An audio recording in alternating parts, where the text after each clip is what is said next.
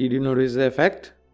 This is exactly what we are going to do today and turn these two images into something like this.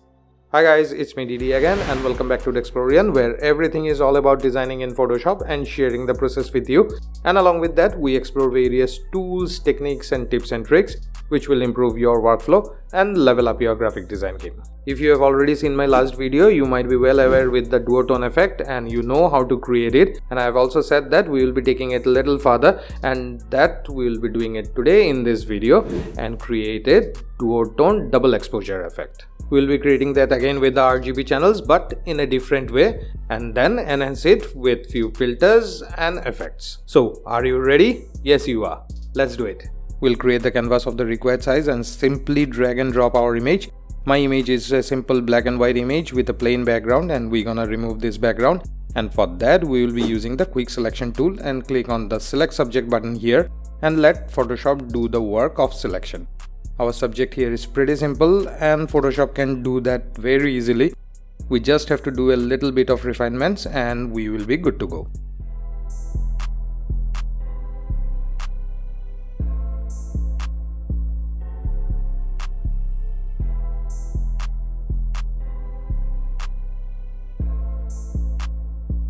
And now we click here to add the layer mask and the background is removed. As this is going to be a double exposure, we will need another image and we're gonna drag and drop that as well. And if you are interested in using the same images, let me tell you, I got them from a website called lumi.ai. This is an amazing website for AI generated stock images, and believe me, this is awesome. The images are high resolution and you can use them in any of your projects, both personal and commercial. Do check out the website. And now we get back to where we were and we're gonna treat this image the same way as we did with our first image. But before that, we will turn off the visibility of the first one.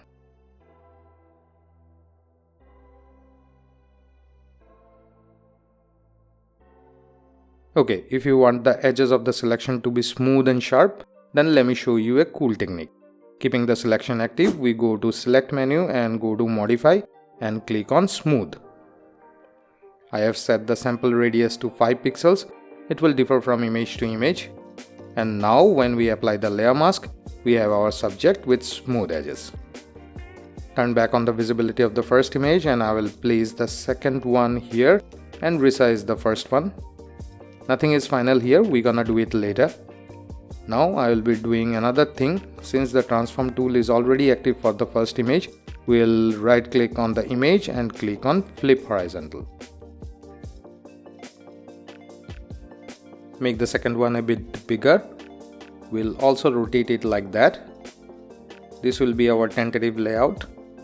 Let's create a background, and for that I will be adding a solid color adjustment layer, and I am going to keep it white and place it at the bottom and rename it. And in the next step we will be creating the effect. Let's again turn off the visibility of the second image and work with the top one, and the first thing we're gonna do is turn this image into a black and white. And to do that, we will select the layer in the layers panel and go to image, then adjustment and click on black and white here. We don't need to change anything here. It's already looking good.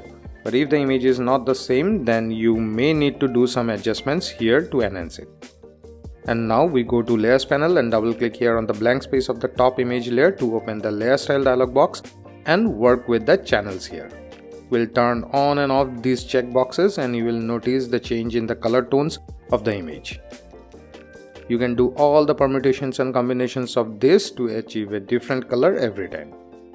This is fun, isn't it? And if you want this fun to go on forever, then you have to do me a small favor of liking this video by clicking on the thumbs up button just down there and help the channel to grow. And if you find my contents interesting, then the sub to the channel will be a great thing to do. And do not forget to press the bell icon so that you do not miss out on any of my future videos. And now coming back, I'm going to keep it red for the time being and hit OK. We'll now turn on the second image layer and the double exposure is already started to show up. We'll go into the layer styles of this image as well and play with the channels again. Let's keep it blue for now. I'll once again go back to the layer styles of the top image layer and try to change the channel. Yes, this was the color I was looking for. I know it's not looking very good here. We'll work on that. This is gonna be our base to work on. I'll also change the channel of the second image. I like this cyan color and the combination seems interesting. What do you think? Just that I'm explaining the process doesn't mean you cannot have your views. The comment box is open for all and you can always share your ideas in there, and I think it will help both of us to grow as an artist. So let's make use of that and I'll be waiting for your comments. And now we'll be working on enhancing the effect, and to do that the first thing we're gonna do is add a levels adjustment layer on top and adjust these sliders to bring the details and contrast in the image. This controls the shadows. This is for midtones and this is for the highlights in the image, and we're gonna adjust them as per our requirement. Now we go to this drop down and select the red channel again, adjust the sliders. Did you notice something? As we are doing the adjustments, our second image is also getting affected. We definitely don't want that to happen, so what we'll do is clip the levels layer to the top image layer, and to do that we have to hold the Alt or Option key and click in between the layers like this, and it will be clipped to this image layer only, and other layers will be unaffected and we can carry on with our adjustments. We then select the green channel and do the same.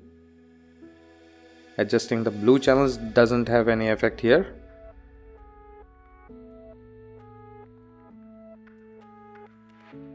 I will leave it like this, and if necessary we'll adjust it later. And now we move on to the second image layer and repeat the same process.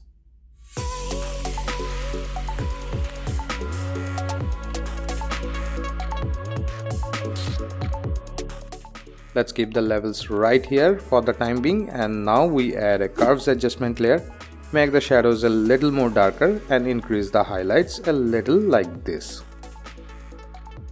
Let's do some more adjustments. Frankly, this is not exactly what I had in mind, so I'll delete the curves adjustment layer here, resize and reposition them a little, and then select all the layers together and convert them into a smart object. I'll rename it as subject composite. We'll again add a levels adjustment layer and do some adjustments to fine tune it. And now add the curves adjustment layer and adjust the curves to make the image pop a little. Then we're gonna add exposure adjustment layer and adjust the sliders to enhance it further.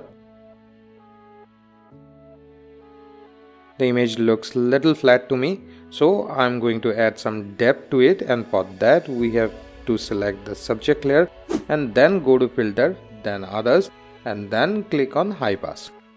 It is going to add a little bit of sharpness to our image. I'll keep it around 5 and hit OK. But this is not the image we want, isn't it? So we'll double click here to open the blending options of the high pass filter and change its blend mode to overlay. You can experiment with other blend options if you want. I'm going to keep it overlay. If you ask me, I'm still not really satisfied with the colors and I'm going to make some changes, and to do that we have to double click on the icon of the subject composite layer and a new window will open with all the original layers we worked with earlier, and now we can make as many changes we want, and that's the benefit of converting your layers into a smart object. I will go into the layer styles of the top image layer and turn on the blue channel as well, and again select the levels adjustment layer and adjust the sliders further. Now we are slowly getting there.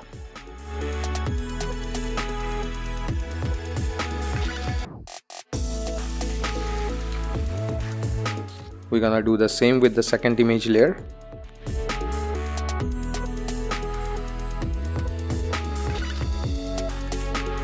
I'm done here, and now we'll press Ctrl or Command S to save the changes we made, and now when we go back to the main canvas, it's already updated. I'm going to do some more adjustments with these adjustment sliders and it will be the finishing touches.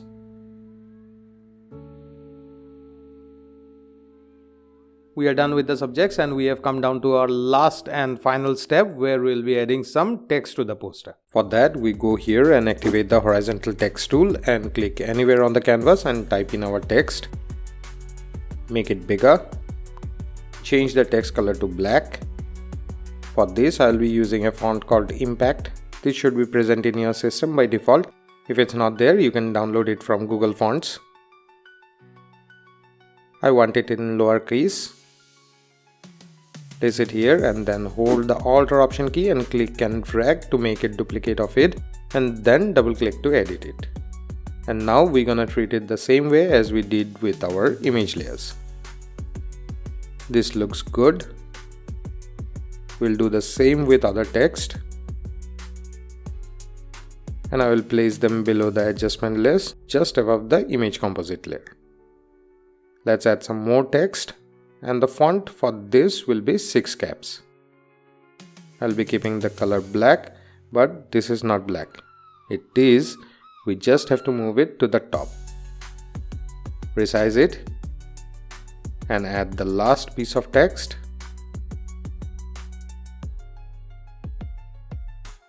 And with that, our poster is complete. I hope you had fun, and I'm sure you will be even more excited when you will be creating your own artwork. I have many more such amazing effects lined up for you, and I hope you will be coming back for them. And what if I tell you we can create a totally different effect with the same technique we just used today? If that sparked your curiosity, then you should watch this video.